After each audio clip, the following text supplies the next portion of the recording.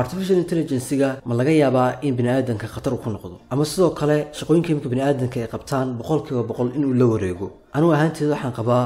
maya taa imika waqtigan imika aan joogno ma dhici karto sababtoo ah artificial intelligence-ga ama AI-ga bini'aadanka ayuu imika u baahan yahay bini'aadanka la'aantoodna waxba ma qaban karo tusaalayaal waan ku siin doonaa tusaalaha koowaad waxa laga yaabaa inaad aragteen barnaamijyadan AI-ga internetka ka buuxa waxa haddii aad ku tiraahdo tusaalahan maqaal iyo qoro kale kuu qorayo maqaal la isku hadlayn karo 100% balse maqaalkaasi ama article-kaasi kuu qorayo barnaamijka AI-ga ma isaga maskaxdiisa ka curiyo ereyada waa maya erayadan wuxuu ka keenay daato bloggerada ama dadka internetka wax ku qoraa ee bini'aadanka ah mar hore ay geliyeen daatadaasi ayuu waqti yar kooban intuu kugu soo koobiyeeyo kugu soo habeeyo ayuu markaas kuu keenayaa iyadoo muxuu ahay habeesan balse maaha daato maskaxdiisa ka curiyo tusaalaha labaad ChatGPT marka tusaalahan haddii aad ku tiraahdo application ii samee oo instruction marka u baahan yahay inaad siiso wuxuu kuu qori doonaa code 80% in ka badan aad isku hadlayn karayso hadduu error qabsada xataa errorka isaga kuwa xallin doona laakiin code-kan wax maskaxiisa ka keenayba marka caqabada u sheegtay wax intuu fikiray problem solving ku sameeyay kadibna ku qorayba waa maya waa code bloggerada internet wax ku qoray programming-ka ka hadla ee hore u qoreen oo internet ku jira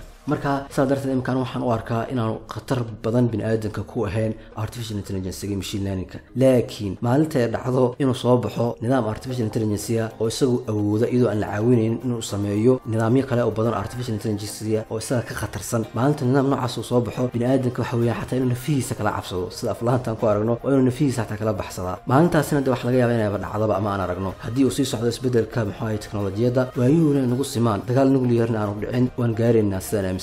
بس إمكا خطر وين أو artificial intelligence أو بنادم كوهايو ما جرتو لكن هاي أنا كم حنا قلوا حس لأن الصومالي والناس قررنا بدون كم يكحوا لما قيب صنو لما نقيب صندون مركز ده إحنا قلوا أسكير وهي واحد هذا يجلس مشغولصن يجلس كأذاق يجلس نعاب يجلس حدوث كل يرن يعني بدون كلنا أنت كمشغول يجلس كمشغول مركز حنا جميع جن إذا كانوا واحد لنا يكره النقطة أنت وقت إنك قلوا بي information أو حبي دين ترين لكن واحد ذي لا هذا يروي ما مالس لما جلسوا إن ما لنا قبيل كنا دفعدان ما لنا نستبدي إن يجينا أتكفى عن عرب إذا هنا الشيءتان يو إن أدون كواحد لقجتان واحد سكين كرين سبدو لو باهنت هاي يو إن لقى بحو يعني سي انتا كبلارن لو فكرو